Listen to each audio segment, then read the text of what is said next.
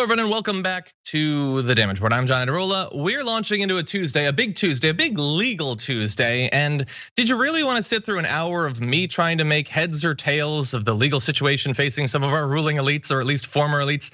No, you don't want that. You might have tolerated it. You're very kind people, but we've got something better planned for you. And that is Adrienne Lawrence, who returns to the show. Adrienne, how's it going? It's going pretty good. Thanks for having me. Glad to have you here. People have been seeing a lot more of you recently, thanks to your videos on Rebel HQ. Can you tell people about those if they haven't seen already? Yes, so TYT overruled, covering some legal issues, just giving you the general breakdown of how things work. Because once we are fully informed about the process and system, then we can change it. So I love to do that. Check it out, Rebel HQ, Facebook and YouTube. Awesome, everyone should definitely do that. Thank you to all of you who are here, regardless of what platform you're on. We love you, whether you're on the members app, YouTube, Twitch, stuff I don't know about, stuff the cool younger kids are like, invite me, come on, I wanna know what it is. What's the platform you're on? Is it Parler? I hope it's not Parler, but anyway, we got a lot of news for you. We're gonna be talking about the future of the filibuster, the future of Kayleigh McEnany, equally important stories. And then we've got Rudy Giuliani, which at some point I'm gonna get used to saying, emoluments, which I nailed on the first try. And we've also got Greta Thunberg at Davos. In the past, her addresses to that gathering have been amazing, and I have very high expectations for these. So we've got those coming up for you as well. And a little bit later on, I am gonna be doing an interview with a reporter from Business Insider about the future of the minimum wage, what the Democrats and Joe Biden are planning on doing. That will be posted to the YouTube channel a little bit later on, so definitely look for that in the near future. With that, Adrienne, you ready to do this thing? Let's get it. Let's do it. Oh, also, let's get that like button, everybody. Please hit that if you haven't already. Apparently it's a big deal. Look into it, it might be fun. And with that, let's talk about this. Mitch McConnell, you remember Mitch McConnell? He used to be in power, and before that, he basically just spent day after day stopping Barack Obama from accomplishing anything. Well, he's going back to that mode.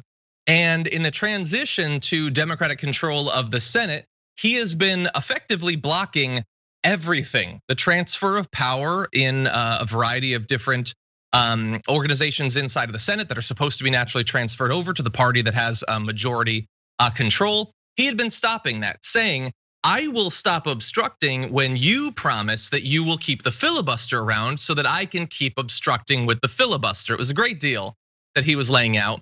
Apparently it's been called off though, but in a way that's not necessarily any more positive for those who want stuff to be accomplished in the Senate. Mitch McConnell said late last night that he had essentially accomplished his goal after 2 Democratic senators said they would not agree to changing the rules to end the filibuster, which would require a 60-vote threshold to advance most legislation. Without the support of all Democratic senators, a rules change would fail. And it sort of makes sense. I mean, if you want them to promise not to change it and you've got enough votes that they can't change it, you don't need them to promise to not change it effectively. And so he put out a statement saying, with these assurances, I look forward to moving ahead with a power sharing agreement modeled on that precedent. He didn't name the Democrats, but Joe Manchin and Kristen Sinema are gonna Joe Manchin and Kristen Sinema, so there's a pretty good chance it's them. And I love that like he's mercifully agreeing to a power sharing agreement when they lost the House, they lost the presidency, they lost the Senate. The Dems won everything. Can we please get a little bit of power? But anyway, Adrienne, what do you think about this? The back and forth on the filibuster. It's, what it really shows that Senator McConnell, he overreached in his negotiations here, where he thought that, hey, this argument's gonna work. And as you've observed, it's absolutely nonsensical. And in addition, it really just shows how unwilling and just irrational the Republican Party can be when it comes to actual advancements in our society. And the fact that they're willing to go these great lengths to try to shut those things down. And it's not lost on me the fact that the filibuster is rooted in racism and trying to block any advancements for Black people in terms of legislation. And the fact that McConnell really wants to hold on to this, it speaks volumes in terms of the extent of the trash. Yeah, and my fear is that the trash isn't just on that side. So we have a statement from a spokesperson for Chuck Schumer, and they're very happy, obviously, because the impasse has been surpassed. They say, we're glad Senator McConnell threw in the towel and gave up on his ridiculous demand. We look forward to organizing the Senate under Democratic control and start getting big, bold things done for the American people. Okay, so that's Justin Goodman. Okay, so good, he threw in the towel, I guess. But he threw in the towel because he thought that he didn't need the towel anymore. He was done with the towel. When you wipe off your forehead, you're done with it. You put it down. It's sweaty now. They're saying they're going to start getting big, bold things done. But Adrienne, are we to believe that there isn't going to be an automatic filibuster on literally every piece of legislation going forward? Like, you still are no closer to getting those big, bold things done unless you get rid of the filibuster. And he seems to be implying that he's got a pretty rock hard confirmation from at least 2 senators that it's not going to happen. So I don't know, it feels like we're in a very similar situation that we were under Obama. Yeah, it definitely seems like it's going to be a precarious situation if something isn't done. And I think that that's one of the kind of shortfalls of the Democrats, the fact that they're not making these moves in advance, anticipating essentially what the Republicans are going to do. If this were a chess game, we would lose every time, and we continue to lose because we almost play this wait and see if they're going to be logical or if they're going to be professional or engage in decorum and fairness, and then we go, oh my God, they're not doing that. And so it just continues to be this circular engagement of not necessarily being able to effectuate the change that we want as a nation. Yeah, and I like we're gonna talk a lot about the filibuster going forward because it's important. But like, if I could reach like Joe Manchin and Kristen Sinema, so you're watching the show right now. Let me talk directly to you. You presumably like taking over the majority in the Senate, right? That's a cool thing because in theory you could pass legislation, you could confirm judges and things like that. But let me ask you this: how long would you like to be in the majority? Because if you'd like it to last about 2 years, I think we could make that happen. I think you could give McConnell your reassurances. The filibuster's never going to go anywhere. He and the Republicans can block literally everything.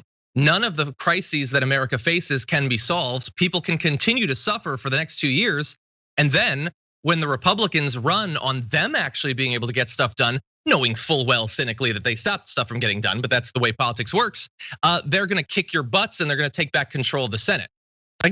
And I know that I'm in a bubble and I'm not the most intelligent person in the world, but if you're watching this, do you disagree with any of the steps that I just laid out? Does anyone disagree that they're gonna block everything? That if nothing gets done, midterm elections are gonna go the way they always go in dark times? The party in power loses seats. You can't afford to lose even one, so you're gonna lose the majority.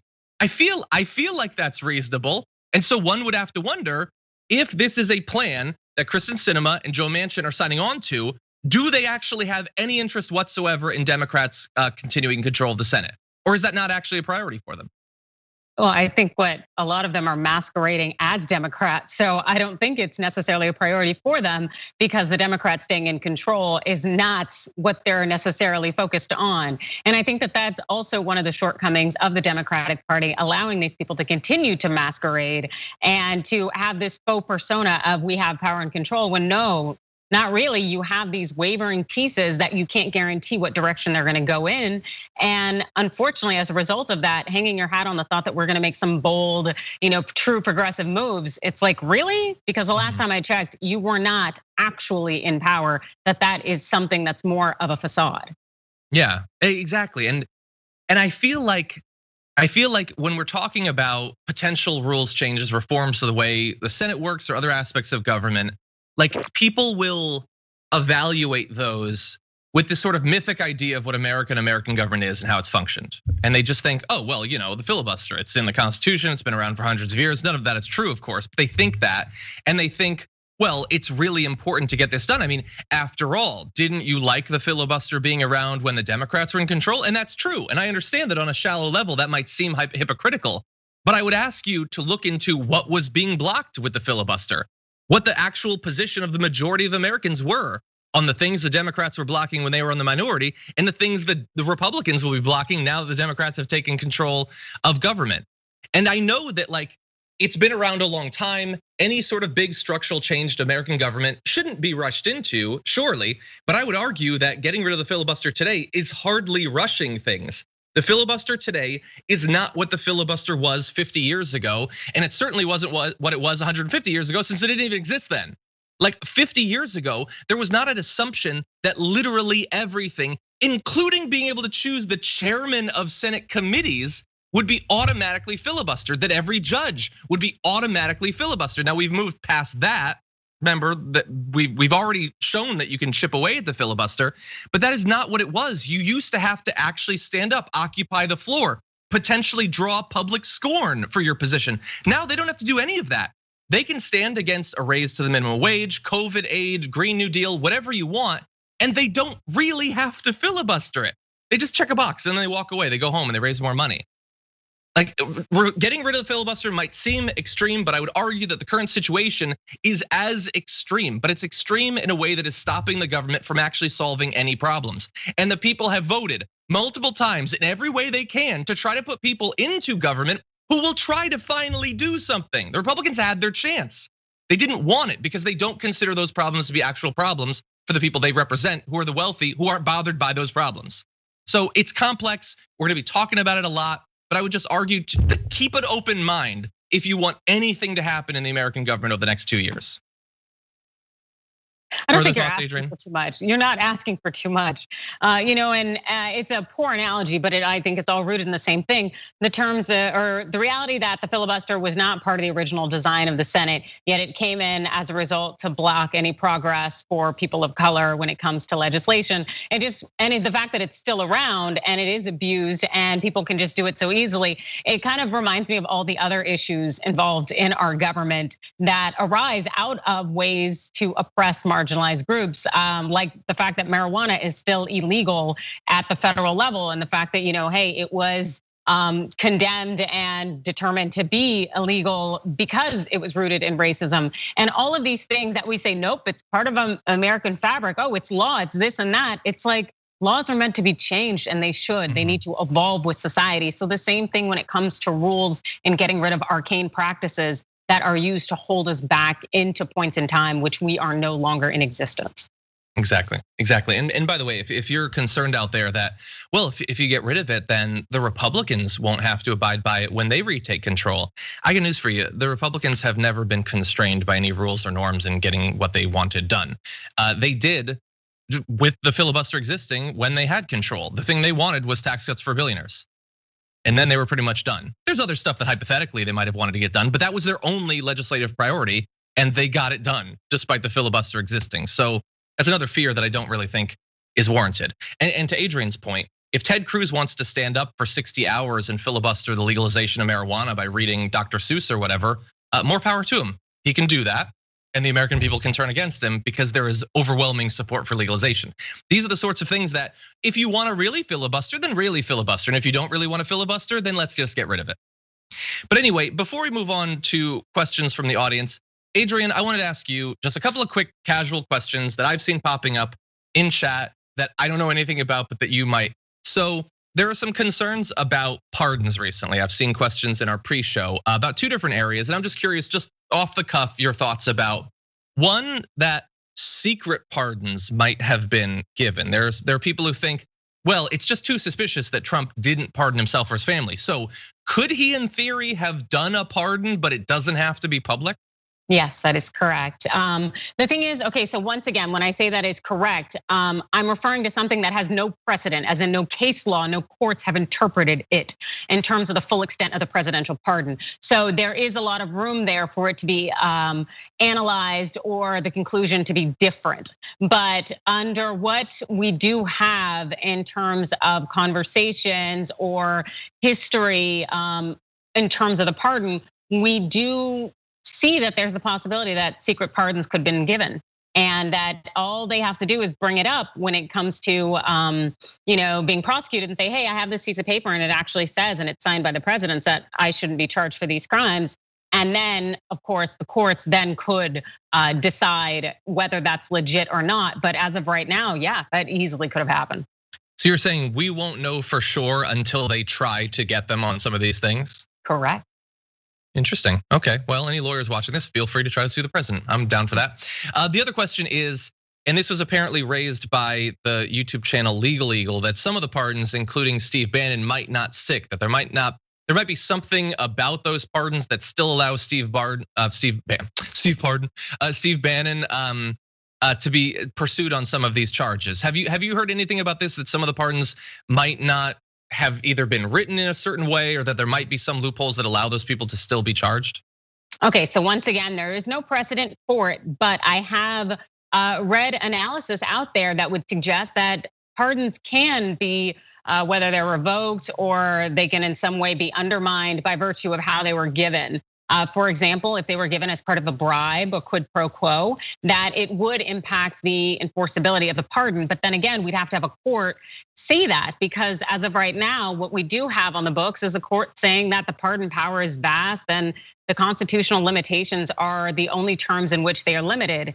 And so what we would need is a situation in which the matter comes before the courts and the courts make that assessment. Okay, interesting. Okay, so we're gonna have to keep an eye out. That's what I had sort of feared. But hey, look, I've said many times, I don't think many of these people are gonna suffer really any consequences, but good to know that it's at least possible. And it's good to have someone with this sort of expertise. Thank you as always, Adrienne. Yeah. Now, let's read a few comments for the audience before we move on to other news, of which we have quite a bit. Let's see, over on the super chat, Angeles, how's it going, Angeles? Says, happy birthday, Flip Polizzi. It's not my birthday, but thank you. I understand. Denkar says, anything out about ICE ignoring anti-deportation orders? Yeah, I did see something about that. I'm gonna have to do research on that, about them resisting that executive order. Adrienne, have you seen anything about that? I haven't seen anything about it specifically, but I wouldn't be surprised if ICE is out here running rogue. Yeah, interesting. Matt Heater says, did you see CNN's Brian Stelter call out of the media for constantly praising Trump's new tone and keeping the bar so low during his presidency? I saw a video, I think it was either on Media Matters or on the Recount or something like that. And it was a super cut of all of the new tones. And it's like almost perfectly distributed across his first term. It's like every 2 weeks there was a new tone about something. Didn't seem to ever matter for what he actually did as president. No, it didn't. And it's crazy because the bar is so low where they're like, oh my God, it's like what? He blew his nose and he didn't wipe it on someone else. Oh, he's so presidential. Like, it's ridiculous. Yeah, totally. It's like they're looking to give him credit. It's like, oh, the lib press is criticizing him for walking around with toilet paper stuck to his shoe. Hey, at least it implies he wiped. That's a new tone from the presidency.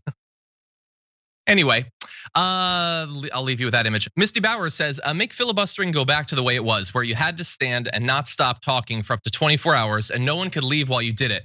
If you stopped talking or sat down, it ended and you forfeited the 60 votes needed. Yeah, it's a great point. Imagine a modern version of Mr. Smith Goes to Washington. It's like 3 seconds long and nothing gets done. I don't know. Finally, Bernie the Kiwi Bird says, is there ever a bad co-host on TDR? No such thing. Living in the UK, Adrienne has been instrumental in informing me about how US law works in real situations. Have a mittened Bernie. Thank you, Bernie the Kiwi Bird. And I agree. Let's see, over on the Twitch, Lena Luther, subscribe with Prime, thank you for that. AKA Mark Twain, subscribe for the 8th month. Heather for the 4th. Avenger Dragon, let's see, has a 12-month gift subscription courtesy of Obi-Wan Kenobi. What? It's entered the 4th month. Thank you both Avenger Dragon for being here and Obi-Wan Kenobi for doing that. It's very nice of you. Cherish Goo gifted a tier 1 sub. Thank you for that. Dragon Squad First Class did as well. Baltic Dragon gifted 2. Kelly June gifted 1. And Mother Effin' Woman Dragon gifted 1 as well. Thank you to all of you for doing that. And finally, Pinkerbell Pixie says, so glad to have Adrienne's legal breakdowns on TDR and Rebel HQ. Nice. Thank you. That's nice. Okay, with that, let's move to frustrating news. We've been on the lookout for which members of the Trump administration are gonna very casually slide into roles in the media. And it looks like Kayleigh is first out the gate. Guess where she's going? It's Fox. You know it was gonna be Fox, and it is Fox actually. According to her termination financial disclosure report, Kayleigh McEnany reached an agreement with Fox News in January 2021 to start working there this month. Interestingly, she apparently signed on to that before the inauguration. But wait, Trump was still gonna be president at that point. There was gonna be a smooth continuation of power. Everybody believed that the storm was coming and this thing was gonna be overturned. But she was looking to the next step in her career. Not a true believer, Kayleigh McEnany. But anyway, Adrienne, Kayleigh McEnany is gonna go from informally working for Fox News as press secretary to formally getting a paycheck. That's a nice upgrade for her, I think.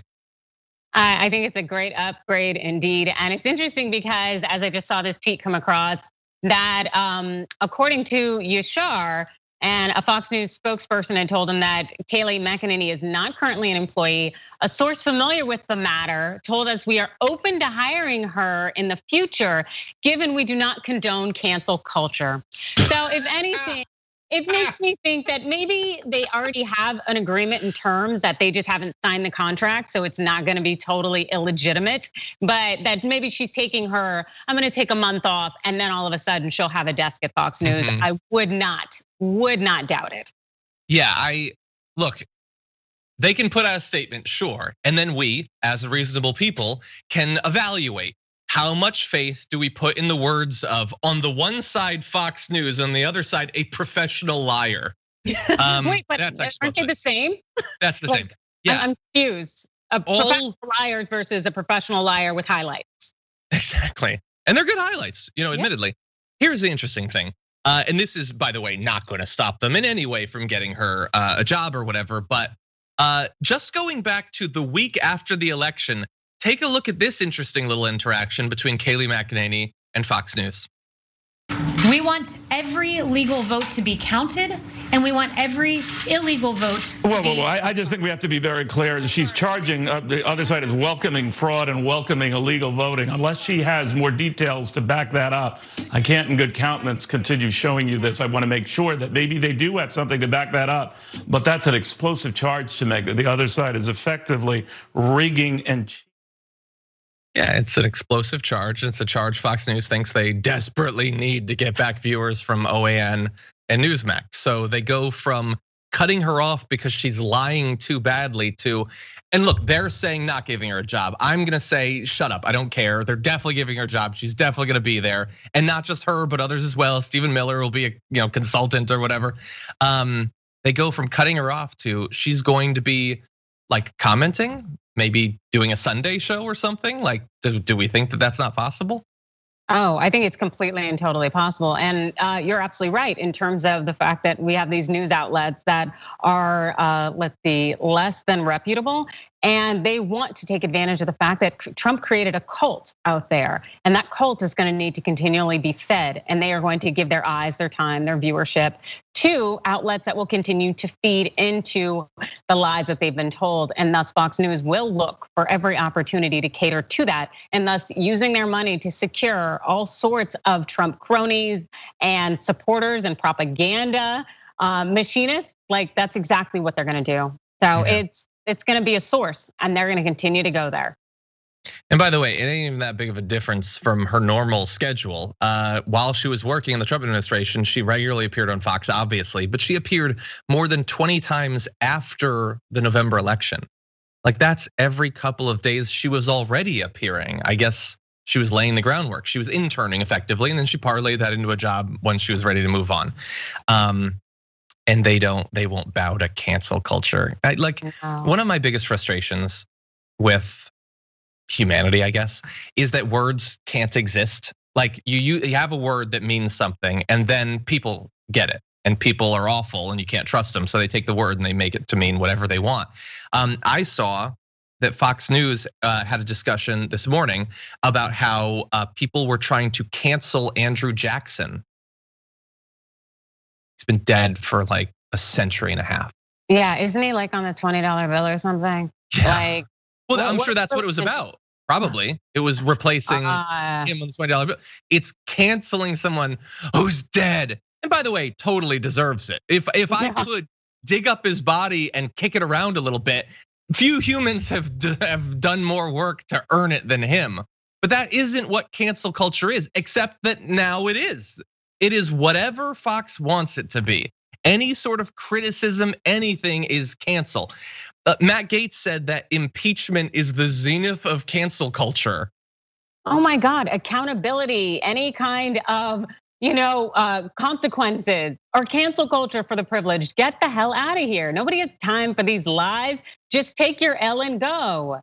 Exactly, and he doesn't even believe it. He had tweeted 3 years after Obama was gone. He tweeted, "You can actually impeach a president after they're no longer president," because he thought something Obama, like definitely. It wasn't the zenith of cancel culture for some reason back then, but now it is. It's so frustrating. Like they definitely believe that it is their right and their duty to criticize people they disagree with. But if that suddenly becomes anything other than a one-way road, then it is justified, patriotic, eagle-bearing criticism and cancel culture. That's all it is. It doesn't mean anything. It's political correctness. It's just they have to come up with a new term for, I don't want you to speak about me. That's all it is.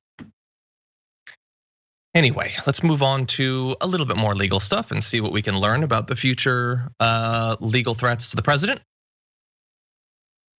One of the hopes that many people had for possible legal consequences to Donald Trump for the variety of things that he did while president, which by the way, aren't just encapsulated in his support for what happened on January 6th. You'll be shocked to find out he did lots of other bad stuff before that. But one area, the violations of the emoluments clause, might be closing up because the Supreme Court just yesterday put an end to 2 lawsuits that had accused President Donald J. Trump of violating the Constitution's emoluments clauses by profiting from his hotels and restaurants in New York and Washington. There were no dissents noted. So they apparently said that he's not the president anymore, so it's moot. So Adrienne, what do you make of that? Oh, they're punting. They don't want to decide the issue. They could have easily continued to decide the issue, especially because it may turn on potential illegality. It was ripened before them, but they decide, no, we're gonna just wait and call it moot. Because the thing is that appellate courts can operate on their own schedule. So they could have decided this while he was in office, but they've opted not to. They waited on a lot of these cases so they don't have to decide the issue, so they can punt. And as we've recently seen with Chief Justice Roberts, the fact that he is not going to preside over the second impeachment trial, it says that they are trying to divorce themselves from Donald Trump, even though they need to go ahead and play a role and do their jobs. It's like you've been given one of the highest jobs in the nation. Also, it's a lifetime appointment, yet you are punting on things because you are afraid. That is problematic. Yeah, and we should bear in mind that 1 out of 3 of them are there because of Donald Trump. But that said, some of the others who weren't, the more liberal justices, they apparently also didn't have a problem with this. So are you at all surprised to find out that we didn't get like, a Sotomayor dissent or anything like that? No, I'm not particularly surprised because I think they just don't want to touch these things. The fact is that generally, not showing any hands here, but in chambers they sit around and talk about, hey, how are we going to decide this? Where do we want to go with this? And so if they all can get on board on certain things and they can agree, especially not to have anyone dissent, so it can look like they're operating as one unified body, that's the better way to go. And so the thing is, that's a lot of politics that actually go into the appellate court process. And the fact that people may make concessions here, but there may be instances where they're unwilling to make concessions, and thus we get these riveting dissents like we've seen from Justice Sotomayor a lot lately. And so this could have been a product of negotiations. Interesting, yeah. So there's at least like 2 things that are potentially frustrating to any individual about this. So one is that I personally think, maybe I'm being unreasonable, feel free to dislike the video if you think so. If the emoluments clause is to mean anything, he definitely violated it in a variety of different ways. Like if the design was, we're worried that people will pay off the president and that will influence things. Well, first of all, I'm with you. I would also apply that to all of our other elected officials, but I get it. We're limiting it to the president in the Constitution. So him not having the consequences, I think people can be rightfully annoyed by that. But let's say that you even set aside that and you forget about Donald Trump. It seems like the big issue was that we don't know exactly what we're supposed to think about the emoluments clause, what actually is a violation of it. And so they're punting on it. So Adrienne, are we any closer to, like, in 4 years when President Hawley starts like getting checks written directly to him, like, do we have any better idea of what the emoluments clause is, what its limitations are? Are we any more prepared to adjudicate these things in the future?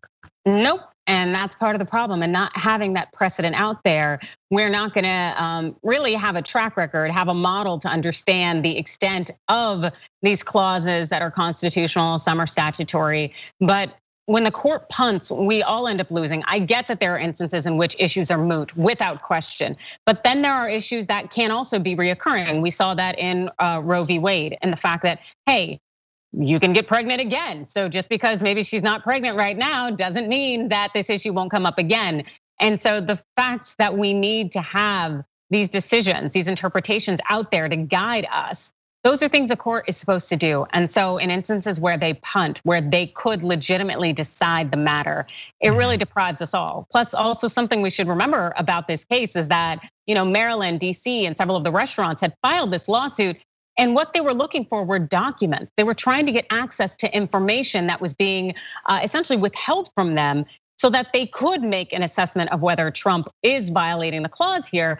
And now they can't get those things. So if anything, really, it's that SCOTUS is effectively almost impeding the potential for justice. And that's not cool. Yeah. Obstruction's big in DC. I guess they just want to be in on it. But anyway, what do you think about the possibility of some sort of law actually being passed to try to define it? Whether because that would actually do the job, or else a challenge to that law might at least compel the Supreme Court to do something?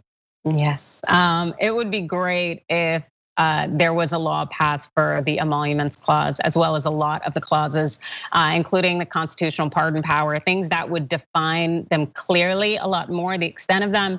But I really don't know necessarily if Congress has really the strength in it to make any true substantive changes for the betterment of our country. Because the thing is, there's so much just uncertainty out there and ambiguity in our laws and in our code. And without having that guidance there, it allows that the system can be abused by those who are in positions of power. And unfortunately, I think that some people want to continue on with that.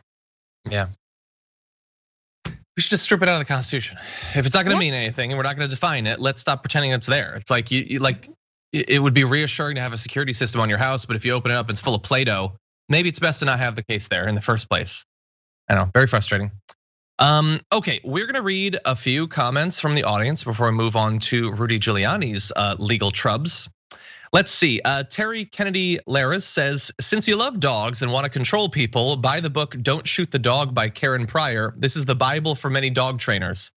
I appreciate that. Why is it called Don't Shoot the Dog? It seems aggressive for something about, I like the dog whisper, it's quiet, it's subtle. But anyway, let's see, Jan Paulson says, does this mean presidential emolument violations are unpunishable since you can't indict a sitting president and not punish them when they leave? Yep, so what's the point of having it? Exactly. Sort of a perfect system almost. Let's see, Joseph Laundry says, Dems don't care if they lose, their donors get rich either way. Yeah, so look, I get you're probably referring to the thing I said about Kristen Sinema and Joe Manchin. I've never been of they prefer to lose variety. I think that's too cute. No, politicians want power. I think that they aren't necessarily willing to do the things necessary to win, or they would prefer a status quo with them in the minority to what would be required for them to join the majority, which might result in them being replaced by more progressive politicians anyway. But I don't generally believe that they don't care if they win or lose.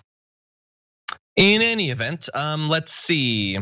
Okay, Pondering Dragon says, say Kayleigh McEnany several times fast. What do you end up saying, Megyn Kelly? Spooky. That's funny. That is funny. I like these. Queen Bree says, how can these people say they're being censored and canceled when they're literally complaining about it on Fox? Well, I don't know if you saw, but AOC had a great tweet about that like Josh Hawley is like getting retweeted 50,000 times, then going on the highest rated cable show or whatever to talk about how he's been canceled. Maybe it isn't actually about their speech rights. Maybe it's about something else. Anyway, Paulie Apocalypse says, Rainbow Dragon here. It's 6 p.m. here in Ireland. I always rush back from work to watch TDR. Thank you, John, for all your hard work. Thank you so much. Let's see, I'm getting a news alert from Bart that there's good breaking news. What do we got? Okay, according to Public Citizen, Biden is ordering his Department of Justice to end private prison contracts. This is huge. Whoa. Okay, I need to look at what the actual text is at, because I saw something earlier today that he was gonna be sort of halting military arms transfers to police and limiting private prison contracts. If they're ending them all? Oh my goodness, that's a whole game changer. Okay, he's ordering his Department of Justice not to renew contracts with private prisons, one of multiple new planks of his broad focused racial justice agenda. He's poised to sign 4 additional executive actions. Vice President Kamala Harris will be there. aimed at combating discriminatory housing practices, reforming the prison system, respecting sovereignty of tribal governments, and fighting xenophobia against Asian Americans, especially in light of the COVID pandemic. I mean, that all sounds good. Yeah, like I hate to get too excited in the moment, but oh my goodness, like even just the thought that he won't be renewing these contracts with these private prisons. Of course, I'd like to know when the contracts end, because if they're like decade-long contracts, then it's like, okay, that's cute. But the fact is that privatization in prisons are problematic because all of these, government institutional systems, they're encouraged to go ahead and get more people for these prisons because they're getting paid more, and the kickbacks that they're getting from, prison companies, owners and whatnot. It is problematic because it becomes essentially this farming system. And who do they choose? People who look like me. And that is not something that we want to continue. And so changing that would be great. And removing that privatization element, that could be huge. Yeah. I'm not seeing anything specifically about how long the average contracts are. I mean, I'm hoping it's not like toll roads where it goes until like the year 3000 or whatever. It says they're not going to be doing it. He apparently also campaigned on it. I'm going to admit, I honestly didn't see that he had pledged to end private prisons. I'm surprised by that. I guess that was maybe a blinder that I had. They're saying that the motivating factor was the fact that private prisons are not only encouraged profiteering off of human lives, but more importantly, subpar in terms of safety and security. It's not a thing to save money. It's because they're terrible sort of by design, and they certainly are. And think about how many people got COVID in some of these facilities. Look, a lot of it's gonna be we need to see the actual data. None of these reports that I'm seeing talk about when the actual agreements that they currently have are up. But sounds good. And something also to note is that Kamala Harris had said in 2019, she had tweeted out, let's be clear, private prisons are making money off of the incarceration and suffering of human beings. One of my first acts of business as president will be to begin phasing out detention centers in private prisons. So this may very much be something that she is advocating for, and thus Biden will sign off on, which I fully welcome. Good. I'll take it. I'll take it. I am, like many people watching the show, probably pretty naturally suspicious of the administration, but I'm also not one of the people that's gonna like stick my head in the sand when there's good news. We have been trying everything we can over the last week. We're getting them credit for everything where credit is due, and credit has been due in a number of areas. This one sounds very good. We just have to see the actual text, and we have to get an analysis from places like Public Citizen about how fast this would phase in. What's going to be done with the people who are currently held there? There's a lot of follow-up questions, but it's good news. I don't want to speculate too much. But anyway, Bart, thank you for the breaking news alert. Bart is our news desk here at TDR. It's the entirety of it. Anyway, let's see. A couple more super chats before we move on. Rialan says, Adrienne is an awesome addition to TYT. Phrases I've most often heard on her show: no precedent, punt. P.S. Adrienne emote. All right. Not a bad idea. I can dig it. People want to see that. And Sean Flynn says, not being able to say exactly what you want on the exact platform you want is not censorship, and thinking that what censorship is the height of privilege. XOXO painted dragon. Thank you. Censorship and cancel culture, it's mostly just, what do we talk about when we talk about policy? We talk about the wage gap. We talk about the wealth gap. We talk about these things that are measurable and have a direct, measurable impact on the quality of people's lives. What do they talk about? Amorphous stuff that floats in the ether, cancel culture. These are not wars that you can actually wage. There's no measurement of how strong cancel culture has become. They don't even have to provide evidence that people are being canceled or what cancel. They don't even have to define it. They want you to ignore the public health crisis, the economic crisis, the housing crisis, all these crises, the climate crisis. Ignore all these things that are actually ruining your life and just focus on floating in a cloud of stuff that makes you feel superior to others. That's all it is. Anyway, don't cancel me over that. Anyway, with that, why don't we move on to other news? Rudy Giuliani is facing a massive lawsuit from Dominion Voting Systems, probably having to do with the fact that for a couple of months he's been lying brazenly about them on cable news, in courtrooms, in text, all sorts of things. And so now we have a 107-page lawsuit filed in the federal district court in Washington, accusing Mr. Giuliani of carrying out a, quote, viral disinformation campaign about Dominion made up of, quote, demonstrably false allegations, in part to enrich himself through legal fees and his podcast. Wait, is grift illegal now? We might be entering a brave new world. But anyway, they seek damage of more than $1.3 billion.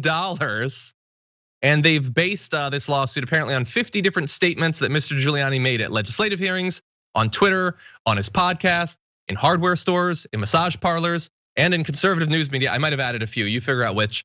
Where he spun a fictitious narrative of a plot by one of the biggest voting machine manufacturers in the country to flip votes to President Biden. Okay, so we're gonna have his response in just a second, but Adrienne, he is facing this lawsuit, a defamation lawsuit, for a lot of money. What do you think about that and about that dollar value they've applied to it? Yeah, so I think the dollar value is definitely somewhat exorbitant, and it is a way in terms of getting people's attention.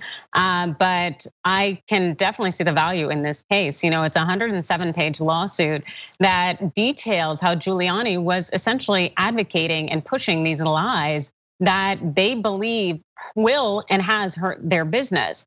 And the thing is, defamation suits are difficult to win, but we also have to bear in mind that this lie played out on the public stage and in the national arena, international to some extent. It was part of adding to the divisiveness of our nation, and this lawsuit is filed in DC federal court. So you're gonna have a jury pool of people who had to live this out, who had to watch the Capitol before them, some living blocks away, be stormed and had to feel unsafe and have had National Guard around the city, in addition, in the fact that they're gonna be there also till March. So their lives have been disrupted to the nth degree. And so they might be in that jury box wanting to hold someone accountable, and it damn sure could come down on Rudy Giuliani.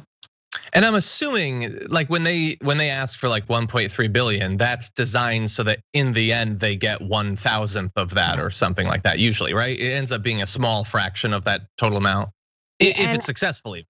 Generally, in most lawsuits, they don't ask for such a high amount. And this is something because they know that the media, it's gonna gain attention, even though this is the second lawsuit they filed, the first going against Sidney Powell. But they do wanna hype up this attention. And so, and Giuliani made that observation, and I think that that is accurate and correct. But also, it's like negotiation. If you go before a jury seeking 1.3 billion, they could laugh at you, but maybe they'll give you 200 million. And that's not that bad. Yeah, by the way, Joe Biden and Senate Democrats, these are some important 101 level negotiation tips. Maybe don't enter in at something below what you've already promised if you want to end up with anything even remotely good. Okay, so you noted that defamation lawsuits are hard to prove. Even with my stupid version of legal knowledge, I agree.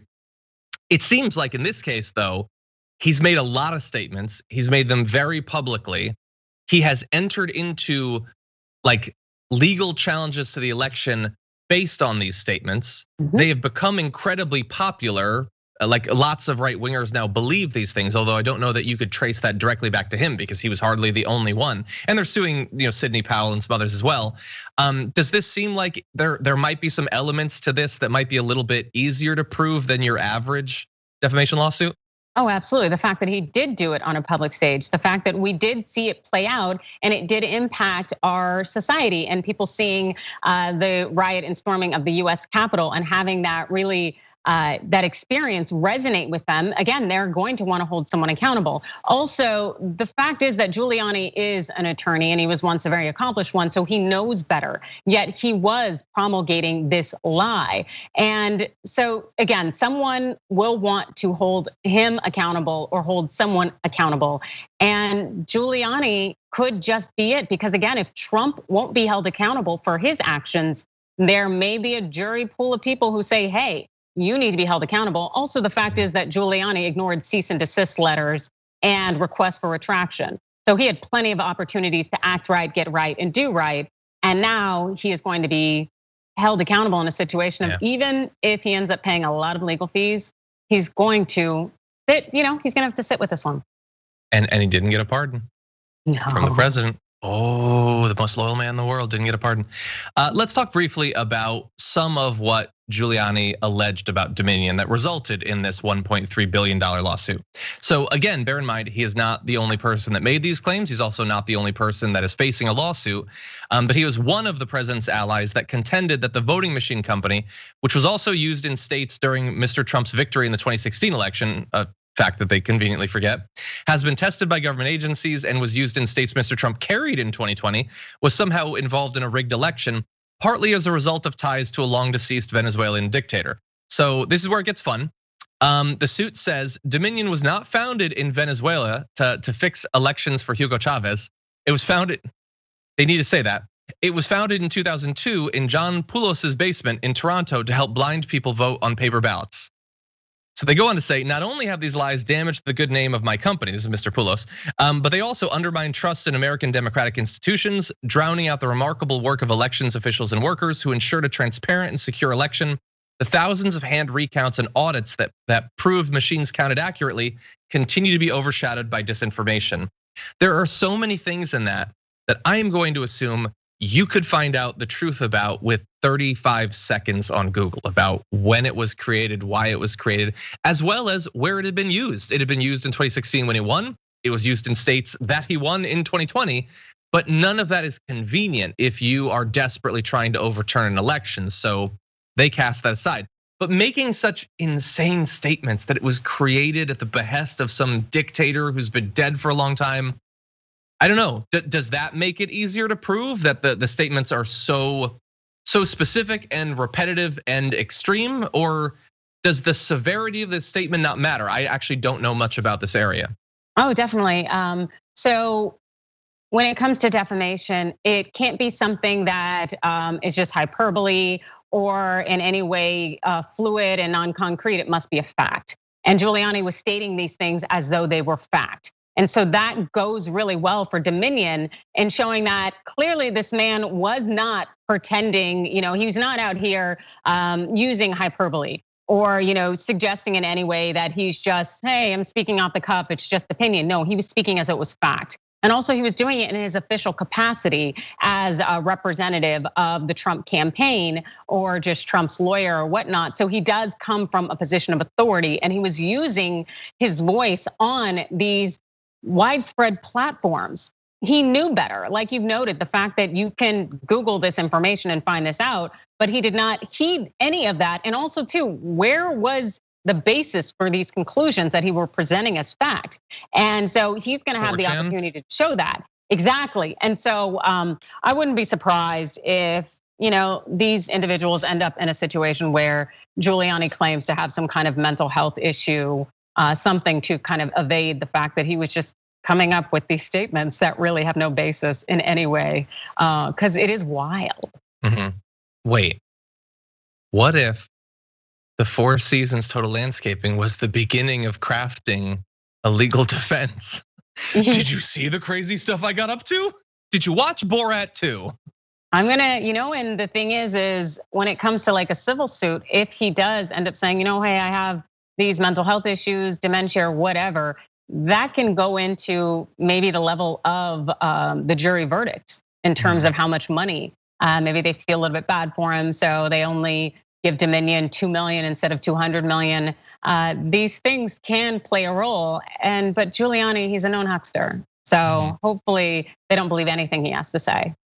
Okay, let me ask you one last question about this, because he potentially, as you said, is probably not facing any kind of $1.3 billion fine, but might be facing some sort of massive fine.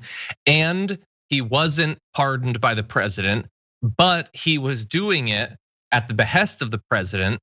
Is there the possibility that that becomes a part of the defense? Like in the same way the Capitol rioters are all saying, hey, I was just doing what my president told me.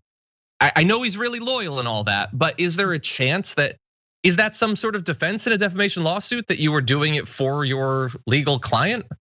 No, you still can't be out here necessarily.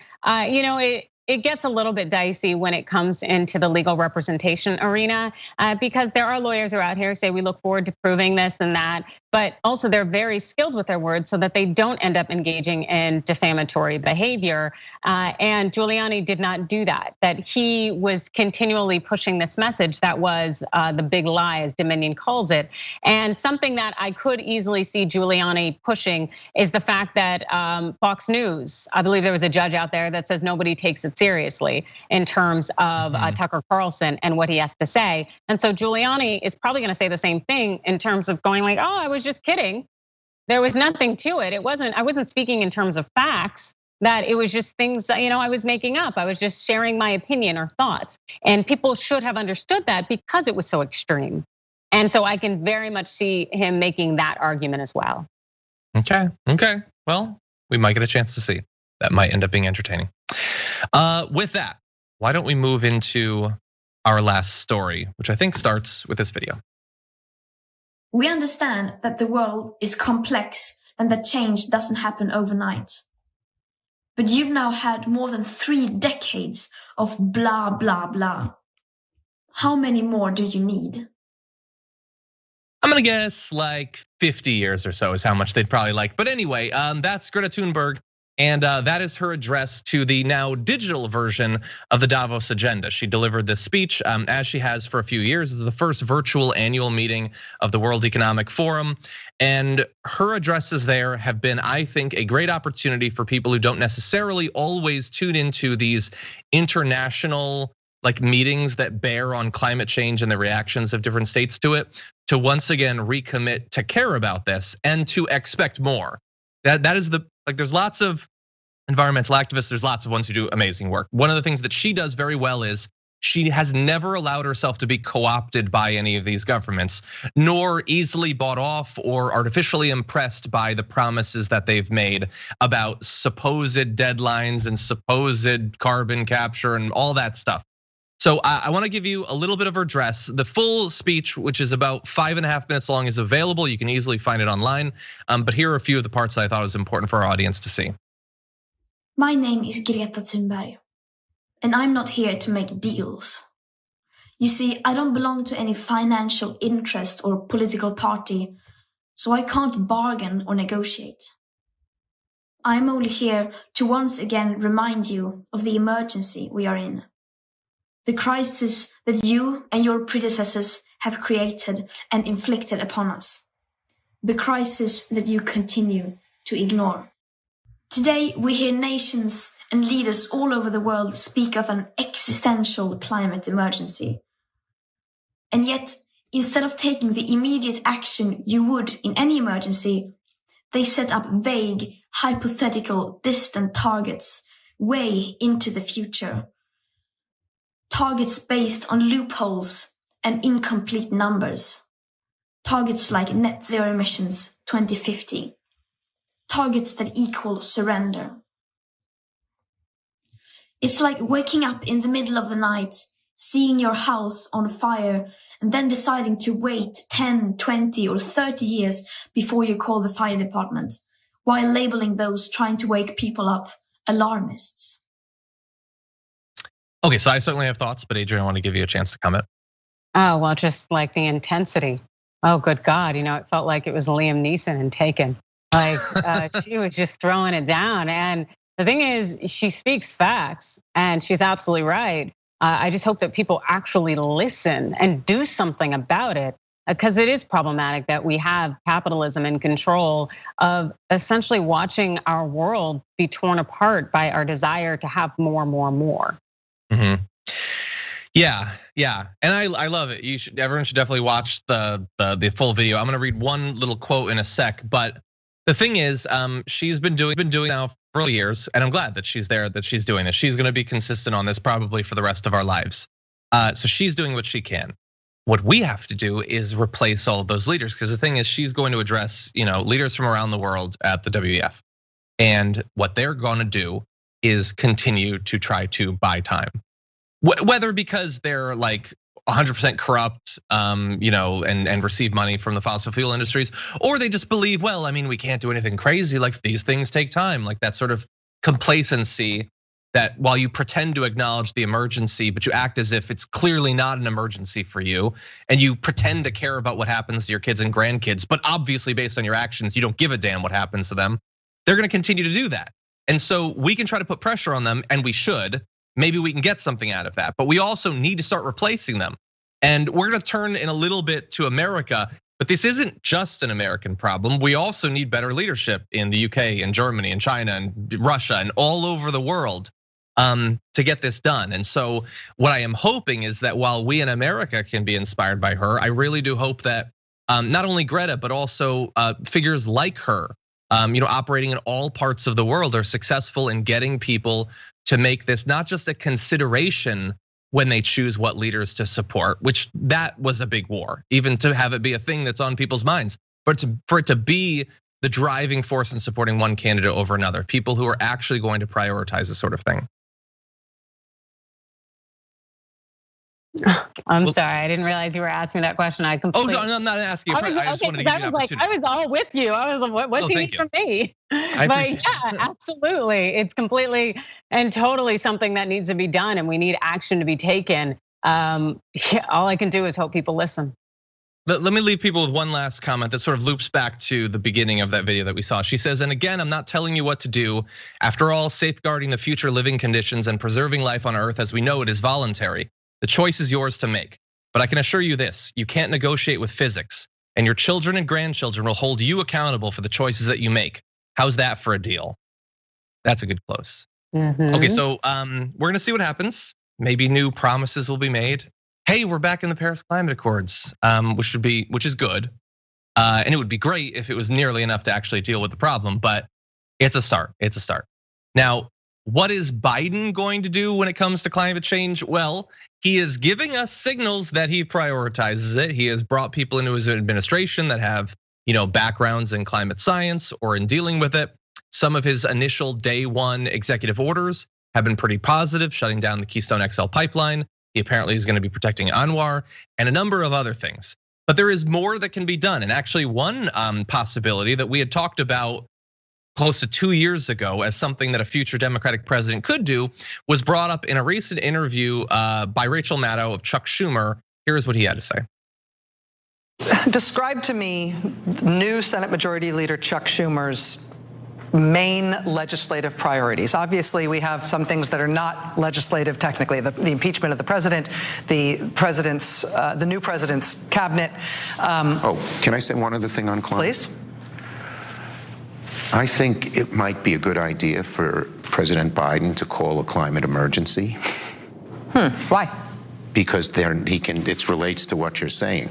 Then he can do many, many things under the emergency powers of the president that wouldn't have to go through, that he could do without legislation. Now, Trump used this emergency for a stupid wall, which wasn't an emergency. But if there ever was an emergency, climate is one. So I would suggest that they explore looking at climate as an emergency, which would give them more flexibility. After all, it's a crisis. It's a crisis. Okay, so he's saying that this is a possibility, and like I said, we had talked about when Trump declared the emergency at the southern border that that's the sort of power that can be used, in a different direction under another president. So, Adrienne, what do you think about that as a possible way to deal with some of the obstruction? It's an excellent way to deal with it. The thing is it is an emergency. It's just not impacting wealthy white people. We have Black and brown people who are forced to live in segregated areas of cities where they are exposed to pollutants and to toxins, and it impacts their lungs. And that's why we see high rates of death for Black and brown people from COVID-19. And also research shows that Black people in terms in the United States, they end up consuming 50% more of the pollution than they actually generate as a community.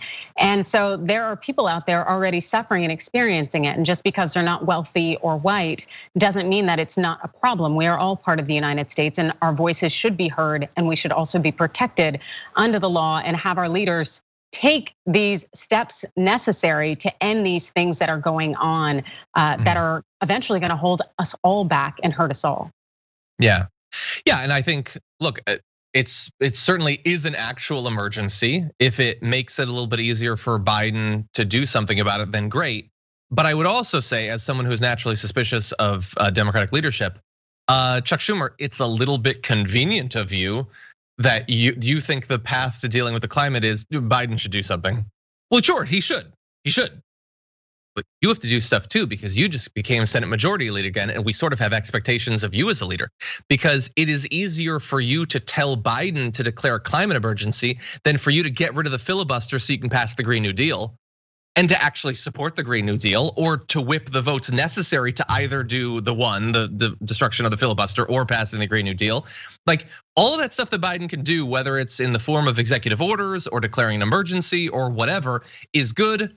But we can do multiple things at the same time. And you have to actually do something. If you want to be in leadership, you have to be a leader. And bringing it up at all is something. Doing it in an interview that many people are gonna watch is good, because it perhaps creates expectations on Joe Biden. So that's good. But it is not a get out of being a leader free card. That isn't actually how this works. And so if Chuck Schumer is gonna hold that position rather than offering it up to a Bernie Sanders or Elizabeth Warren or whoever else might actually wanna wield the power a little bit more, that's potentially problematic, and we're gonna have to keep an eye on him too.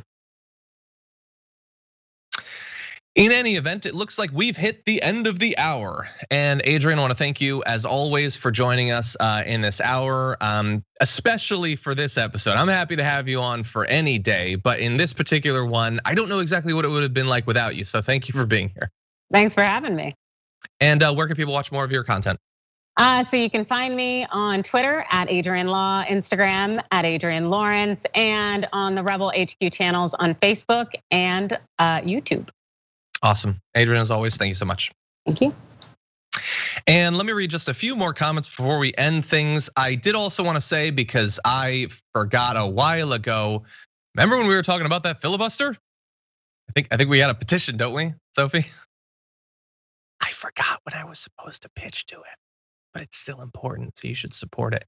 And there you go, tyt.com/petition/filibuster. You head to there and you can sign up to try to show how supportive the American public is of getting rid of the filibuster so that something could actually get done. It takes like just a minute, seems important, so feel free to do that. And also, let's see what's going on in the super chats. Let's see, Mama Bear Dragon says her dimples are as deep as her thoughts. Side note, can we get an emoji of Rudy in his brain melt moment? That's pretty funny. Do we want to give an emoji to Rudy Giuliani though? Maybe with the melt, would you be able to see the melt in an emoji? We'd have to check, we'd have to see. Anyway, Mark says smart, straightforward, and enlightening. Adrienne, that's true. That should be her Twitter bio, actually. Let's see, Rathnar says, my company had a contract with the US Parole and it lasted 3 years at a time. Can I claim Dragon of the North Wind? You can, and thank you for the information. Let's see, Rachel Pfeiffer says, John, I love you the most. Sorry, not sorry, Jenk and Anna, you guys are cool too. #Dragon Squad. Okay, thank you, but just between us. Don't let them find out about that. UK Werna says, hey, love your show. No defeatism at this point, please. Time to push forward once and for all, mentally too, or you can just watch. Also cool. Cheers. I am not interested in devolving into defeatism, and I would argue I'm not, but thank you for that. Okay, let's see. Mary Bailey says 2015, Senator Bernie Sanders co-sponsors the Justice is Not for Sale Act, which would ban all government contracts with private prison companies. We're starting to catch up to 2012 to 2015 era America. Yay. Anonymous, I don't know if I can read that, so I'm gonna err on the side of being careful, but I appreciate your super chat, thank you. Okay, Matt Barrow says, should Rudy lose the case, could a legal remedy include being let off the 1.3 billion if he publicly apologizes, maybe on TDR, and explains how deliberate and cynical a lie this was? I'll take it, that'd be pretty funny actually. Could we do it as a live version of Garbage People, where we make him crawl into an oversized garbage can and do the apology from in there? Let's talk to a lawyer. Okay, Bernie the Kiwi Bird says Greta ought to be Gaia Dragon. BTW, does Adrienne have a Dragon Squad name yet? I don't know.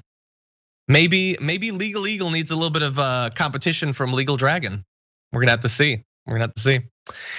Okay, Red Spawn Silver says, TYT said 4 years ago that they wanted to be in the national press room with the PS and were denied access both times. Is TYT going to reapply access? That's a great question. I don't know.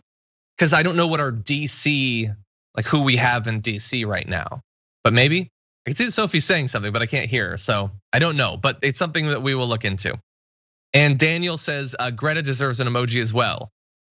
I think her "how dare you" face actually would be a pretty good emoji. Okay, we're gonna have to add that to the list. Man, the audience should be running this thing, not me. Anyway, thank you. Oh, well, let's see, maybe there's something else going on. I can see a message from Bart. Okay, that's a lot. Thank you for that. I don't know if I can necessarily. Okay, thank you. I'm gonna learn more about the private prison thing. We'll talk more about it tomorrow with JR, which is definitely coming up and will be a lot of fun. But anyway, for now, thank you to everybody who watched the program, and especially those of you who liked the video. It's just a little bit extra, but apparently it feeds the digital cyber gods that determine our future. So I do appreciate that. Thank you for watching, and until next time, stay safe out there, stay sane out there, and I'll see you soon.